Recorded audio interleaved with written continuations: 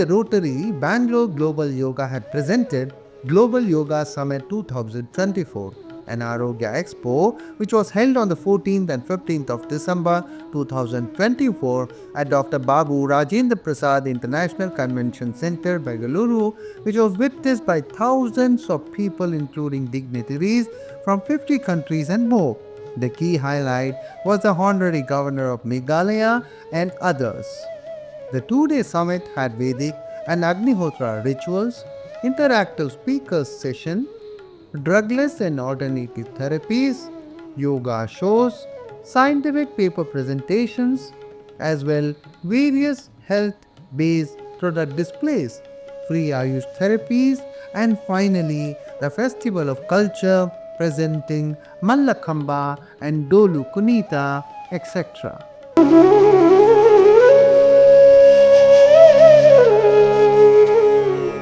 ಬೆಟ್ಟದ ತುದಿಯಲ್ಲಿ ಹುಟ್ಟಿದ ವೃಕ್ಷಕ್ಕೆ ಕಟ್ಟೆಯನ್ನು ಕಟ್ಟಿ ನೀರೆರೆದವರು ಯಾರು? ಅಡವಿಯೊಳಗಾಡುವ ಮೃಗ ಪಕ್ಷಿಗಳಿಗೆಲ್ಲ ಅಡಿಗಡಿಗೆ ಆಹಾರವನ್ನು ಹಿತ್ತವರು ಯಾರು?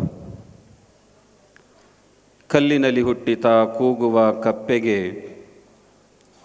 ಅಲ್ಲಿ ಆಹಾರವನ್ನು ಕೊಂಡೊಯ್ಯುವವರು ಯಾರು?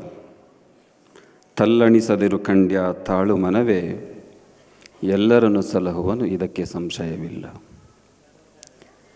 ಎಲ್ಲರೂ ಮಾಡುವುದು ಹೊಟ್ಟೆಗಾಗಿ, ಗೇಣು ಬಟ್ಟೆಗಾಗಿ, ತುತ್ತು ಹಿಟ್ಟಿಗಾಗಿ ಎನ್ನುವಂತಹ ಕಟುವಾದ ಸಂದೇಶವನ್ನು ಈ ನಾಡಿಗೆ ಸಾರಿದಂತಹ ದಾಸಶ್ರೇಷ್ಠ ಶ್ರೀ ಭಕ್ತ ಕನಕದಾಸರ ಹಡಿದಾವರಗಳಲ್ಲಿ ಶಿರಸಾಷ್ಟಾಂಗ ನಮಸ್ಕಾರಗಳನ್ನು ಸಲ್ಲಿಸಿ,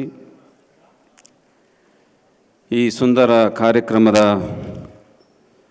ದಿವ್ಯ ಸಾನ್ನಿಧ್ಯವನ್ನು ವಹಿಸಿರ್ತಕ್ಕಂಥ ಪೂಜ್ಯ ವಿನಯ್ ಗುರೂಜಿಯವರಲ್ಲಿ, ತ್ರಿನೇತ್ರ ಮಹಾಂತ ಶಿವಾಚಾರ್ಯ ಮಹಾಸ್ವಾಮೀಜಿಯವರಲ್ಲಿ, ಸೌಮ್ಯನಾಥ ಮಹಾಸ್ವಾಮೀಜಿಯವರಲ್ಲಿ, ದೇವರಾಜರವರಲ್ಲಿ, ಅರಳುಮಲ್ಲಿಗೆ ಪಾರ್ಸಾರ್ಥಿಯವರಲ್ಲಿ ಅಭಿವಂದಿಸಿ, ಈ ಕಾರ್ಯಕ್ರಮದ ಕೇಂದ್ರ ಬಿಂದುಗಳು ಕರ್ನಾಟಕದ ಕಣ್ಮಣಿ, ಮೇಘಾಲಯದ ರಾಜ್ಯಪಾಲರಾದಂತಹ CH ವಿಜಯಶಂಕರ್ ಅವರೇ, ವೇದಿಕೆ ಮೇಲೆ ಮುಂಭಾಗದಲ್ಲಿ ಆಸೀನರಾಗಿರ್ತಂತಹ ಸಮಸ್ತ ಆತ್ಮೀಯ ಬಂಧುಗಳೇ,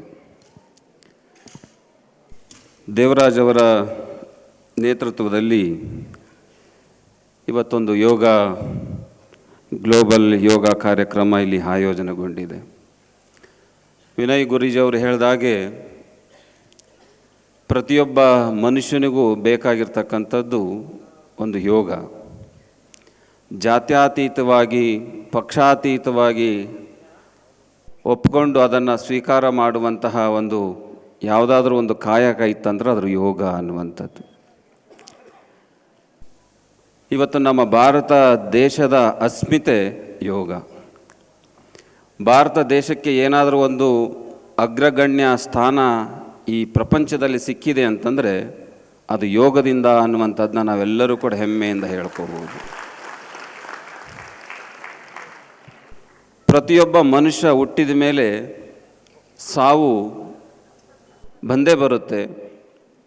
ಹುಟ್ಟು ಸಾವು ಮಧ್ಯದಲ್ಲಿ ಭಾಳ ಬದುಕಬೇಕಾದ್ರೆ ಮನುಷ್ಯನಿಗೆ ಏನಾದರೂ ತೊಂದರೆ ಆದಾಗ ಡಾಕ್ಟ್ರ್ ಹತ್ರ ಹೋದಾಗ ನೀವು ವಾಕ್ ಮಾಡ್ತಿದ್ದೀರಾ ಅಂತ ಕೇಳ್ತಾರೆ, ನೀವು ಯೋಗ ಮಾಡ್ತಿದ್ದೀರಾ ಅಂತ ಕೇಳ್ತಾರೆ.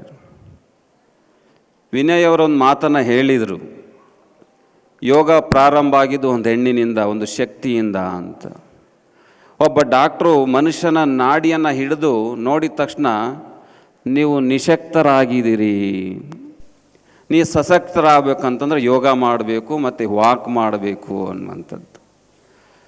ಬಹುಶಃ ಇವತ್ತು BP ಇರ್ತಕ್ಕಂಥ ವ್ಯಕ್ತಿಗಳಿಗೆ, ಶುಗರ್ ಇರ್ತಕ್ಕಂತಹ ವ್ಯಕ್ತಿಗಳಿಗೆ ಈ ಯೋಗದಿಂದ ಸಾಕಷ್ಟು ಥೆರಪಿಗಳು ಬಂದು ಆ BP ಮತ್ತು ಶುಗರ್ ಕಂಟ್ರೋಲ್ ಆಗುವಂತಹ ಒಂದು ಏನಾದರೂ ಕಾಯಿಲೆಗಳಿಗೆ ಒಂದು ಮದ್ದಿದೆ ಅಂತಂದರೆ ಅದು ಯೋಗದಿಂದ ಮಾತ್ರ ಅನ್ನುವಂಥದ್ದನ್ನ ನಾವು ಭಾಳ ಸ್ಪಷ್ಟವಾಗಿ ಹೇಳಬೇಕಾಗುತ್ತೆ. ಮನುಷ್ಯನಿಗೆ ಯೋಗ ಯಾಕೆ ಬೇಕು? ಮನುಷ್ಯ ಯಾಕೆ ಯೋಗ ಮಾಡಬೇಕು? ಇವತ್ತು ದೇವರಾಜ್ ಅವರು ಭಾಳ ಕಷ್ಟಪಟ್ಟು ಈ ಒಂದು ಸಂಘಟನೆಗಳನ್ನು ಮಾಡಿಕೊಂಡು ನಾನೇನಾದರೂ ಈ ದೇಶಕ್ಕೆ ಒಂದು ಕೊಡುಗೆಯನ್ನು ಕೊಡಬೇಕು ಅನ್ನುವಂಥ ಆಲೋಚನೆ ಇಟ್ಕೊಂಡು ಜನಗಳನ್ನು ಸಾಕಾರದಿಂದ ನಿರಾಕಾರಕ್ಕೆ ತಗೊಂಡು ಹೋಗಬೇಕು ಅನ್ನುವಂತಹ ಆಲೋಚನೆಯನ್ನು ಇಟ್ಕೊಂಡು ಇವತ್ತಿಷ್ಟು ದೊಡ್ಡ ಕಾರ್ಯಕ್ರಮವನ್ನು ಮಾಡ್ತಾ ಇದ್ದಾರೆ.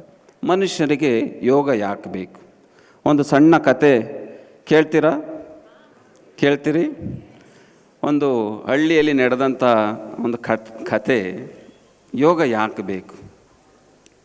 ಒಬ್ಬ ರೈತ ಹೊಲದಲ್ಲಿ ಕೆಲಸವನ್ನು ಮಾಡುವಂಥ ಸಂದರ್ಭದಲ್ಲಿ ಅವನಿಗೊಂದು ಕನ್ನಡಿ ಸಿಗುತ್ತೆ.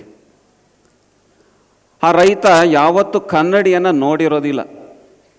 ಏನೋ ಸಿಕ್ತಲ್ಲ ಅಂತಂದೇಳಿ ಅದನ್ನು ತಗೊಂಬಂದು ರೂಮಲ್ಲಿ ಇಟ್ಕೊಳ್ತಾನೆ. ಪ್ರತಿನಿತ್ಯ ಕಾಯಕದಲ್ಲಿ ಅವನೇನು ಮಾಡ್ತಾನೆ ಅಂತಂದರೆ ದಿನನಿತ್ಯ ಈ ಕನ್ನಡಿಯನ್ನು ನೋಡ್ತಾನೆ ಮತ್ತೆ ಮಲಗ್ತಾನೆ, ಕನ್ನಡಿಯನ್ನು ನೋಡ್ತಾನೆ ಮತ್ತೆ ಮಲಗ್ತಾನೆ. ತನ್ನ ಹೆಂಡತಿ ಗಮನಿಸ್ತಾಳದನ್ನ. ನನ್ನ ಗಂಡ ಪ್ರತಿನಿತ್ಯ ಯಾಕೋ ಬೀರು ತೆಗಿತಾನೆ ನೋಡ್ತಾನೆ, ಬೀರು ತೆಗಿತಾನೆ ಇಡ್ತಾನೆ. ತನ್ನ ಗಂಡ ಮಲಗದಂಥ ಸಂದರ್ಭದಲ್ಲಿ ಆ ಸೊಂಟದಲ್ಲಿರ್ತಕ್ಕಂತಹ ಕಿಲಿಯನ್ನು ತಗೊಂಡು ಆ ಬೀರು ಓಪನ್ ಮಾಡ್ತಾಳೆ.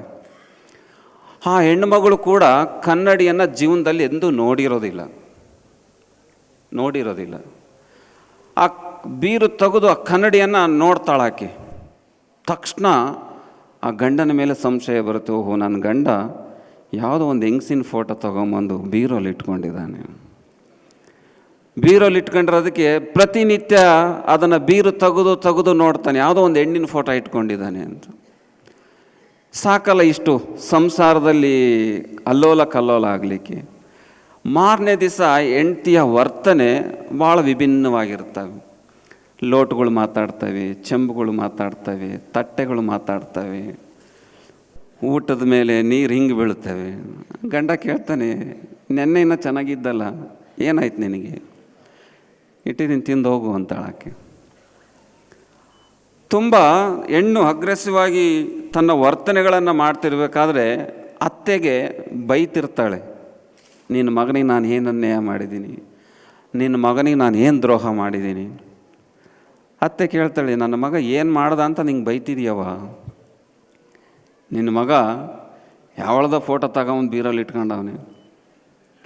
ಹೌದಾ, ಬರಲಿ ನನ್ನ ಮಗ ಸಂಜೆ. ಆ ಅಜ್ಜಿನೂ ಕೂಡ ಜೀವನದಲ್ಲಿ ಕನ್ನಡಿ ಅನ್ನೋದು ನೋಡೇ ಇರೋದಿಲ್ಲ. ಅದು ಲೇ ತಮ್ಮ, ನಿನ್ನ ಹೆಂಡ್ತಿ ಯಾಕೋ ಹಿಂಗೆ ಮಾಡೋಕತ್ತಾಳ, ಅದು ಯಾರ ಫೋಟೋ ಐತಿ ಬೀಗ ಕೊಡು ಅಂತ ಕೇಳ್ತಾಳಾಕಿ. ತಗೊಳಬೇ ಅಂತಂದೇಳಿ ಸೊಂಟದಲ್ಲಿರೋದ ಕಿಲಿ ಕೈ ಕೊಡ್ತಾನೆ. ಆ ಬೀರು ಓಪನ್ ಮಾಡ್ತಾಳೆ, ಆ ಮುದುಕಿ ಫೋಟೋ ಕಾಣುತ್ತಲ್ಲಿ. ಅಜ್ಜಿ ಆಕೆನೂ ಕೂಡ ಕನ್ನಡಿ ನೋಡಿರೋದಿಲ್ಲ. ಆ ಮುದುಕಿ ಫೋಟೋ ನೋಡಿ, ತಮ್ಮ ಫೋಟೋ ಇಟ್ಕೊಂಡಿದ್ಯಾ, ಯಾವ್ದಾರು ಚಲೋ ಹುಡುಗಿ ಇಟ್ಕೊಳ್ಳೋದು ಬಿಟ್ಟು ಯಾವುದೋ ಮುದುಕಿದು ಇಟ್ಕೊಂಡಿದ್ಯಲ್ಲ ಅಂತ ಕೇಳ್ತಾನೆ. ದೊಡ್ಡ ಗದ್ದಲ ಆಗ್ಬಿಡುತ್ತೆ, ದೊಡ್ಡ ಗದ್ದಲ. ಇಡೀ ಮನೆ ಅಲ್ಲೋಲ ಕಲ್ಲೋಲ. ಪಂಚಾಯಿತಿಗೆ ಬಂದಾಗ ನಡ್ರಿ ಯಾರ ಹತ್ರ ಆದ್ರೂ ಹೋಗಿ ನಮ್ಮ ಮನೆಯ ಸಮಸ್ಯೆನ ಬಗೆಹರಿಸ್ಕೊಳ್ಳೋಣ ಅಂತಂದೇಳಿ ಎಲ್ಲ ಗಂಡ ಹೆಂಡ್ತಿ ಅಜ್ಜಿ ದೇವರಾಜ ಹತ್ರ ಬರ್ತಾರವರು. ರೀ, ನಮ್ಮ ಮನೇಲಿ ಅಲ್ಲೋಲ ಕಲ್ಲೋಲ ಆಗಿದೆ, ಹೆಂಡ್ತಿ ಸರಿಯಾಗಿ ನೀರು ಕೊಡೋದಿಲ್ಲ, ಅತ್ತೆ ಅಮ್ಮ ನನ್ನ ಸರಿಯಾಗಿ ಮಾತಾಡ್ಸೋದಿಲ್ಲ, ನನ್ನ ಮಾನಸಿಕ ನೆಮ್ಮದಿನೇ ಕುಗ್ಗೋಗ್ಬಿಟ್ಟಿದೆ ಅಂತಂದು ಹುಡುಗ ದೇವರಾಜ ಹತ್ರ ಬರ್ತಾನೆ. ಏನಾಗಿದೆ ಅಂದಾಗ, ಇಲ್ಲ ಹೆಂಡ್ತಿ ಹೇಳ್ತಾಳೆ ಯಾವುದೋ ಹುಡುಗಿ ಫೋಟೋ ತಂದಿದ್ದಾನೆ ಇಟ್ಕೊಂಡಿದ್ದಾನೆ. ಅಜ್ಜಿ ಹೇಳ್ತಾಳೆ, ಇಲ್ಲ ಯಾವುದೋ ಮುದುಕಿ ಫೋಟೋ ಇಟ್ಕೊಂಡಿದ್ದಾನೆ. ತೋರಿಸ್ರಿ, ದೇವರಾಜ ಹೇಳ್ತಾರೆ, ತೋರಿಸ್ರಿ, ಕನ್ನಡಿ ಅದು. ಆವಾಗ ದೇವರಾಜ್ ಹೇಳ್ತಾರೆ ಅವರಿಗೆ, ಜೀವನದಲ್ಲಿ ನೀವು ಇನ್ನೊಬ್ಬರನ್ನು ನೋಡುವಂತಹ ಅಭ್ಯಾಸವನ್ನು ಇಟ್ಕೊಂಡಿದ್ದೀರಿ ಹೊರತು ನಿಮ್ಮನ್ನು ನೀವು ನೋಡ್ಕೊಳ್ಳುವಂಥ ಅಭ್ಯಾಸ ನೀವು ಮಾಡ್ಕೊಂಡಿಲ್ಲ. ನಿಮ್ಮನ್ನು ನೀವು ನೋಡ್ಕೊಳ್ಳುವಂಥ ಅಭ್ಯಾಸವನ್ನು ಮಾಡಿ. ಆ ನಿಮ್ಮನ್ನು ನೀವು ನೋಡ್ಕೊಳ್ಳುವಂಥ ಅಭ್ಯಾಸವನ್ನು ಮಾಡಬೇಕಾದ್ರೆ ಅದು ಯೋಗ ಮಾಡಬೇಕು, ತಪಸ್ಸು ಮಾಡಬೇಕು, ಜ್ಞಾನವನ್ನು ಮಾಡಬೇಕು ಅನ್ನುವಂಥದ್ದು. ಹಾಗಾಗಿ ಯೋಗ ದೇವರಾಜವರ ಎಲ್ಲ ಈ ಕೆಲಸದ ಒತ್ತಡ ಏನಂತಂದರೆ, ನಮ್ಮನ್ನು ನಾವು ನೋಡ್ಕೊಳ್ಳುವಂಥ ಕೆಲಸವನ್ನು ದೇವರಾಜ್ ನಮಗೆಲ್ಲರಿಗೂ ಕಲಿಸ್ತಾ ಇದ್ದಾರೆ. ಹಾಗಾಗಿ ಈ ಯೋಗದಲ್ಲಿ ಎಲ್ಲರೂ ನಾವು ಭಾಗಿಯಾಗಿ ನಮ್ಮನ್ನು ನಾವು ನೋಡ್ಕೊಳ್ಳುವಂತಹ ಕೆಲಸ ನಾವೆಲ್ಲರೂ ಮಾಡಿದರೆ ಬಹುಶಃ ಈ ಯೋಗಕ್ಕೆ ಸಾರ್ಥಕತೆ ಬರುತ್ತೆ ಅನ್ನುವಂತಹ ಮಾತನ್ನು ಹೇಳಿ ನಿಮ್ಮೆಲ್ಲರಿಗೂ ಕೂಡ ಶುಭವನ್ನು ಕೋರಿ ನನ್ನ ಮಾತಿಗೆ ವಿರಾಮಿಸ್ತೇನೆ.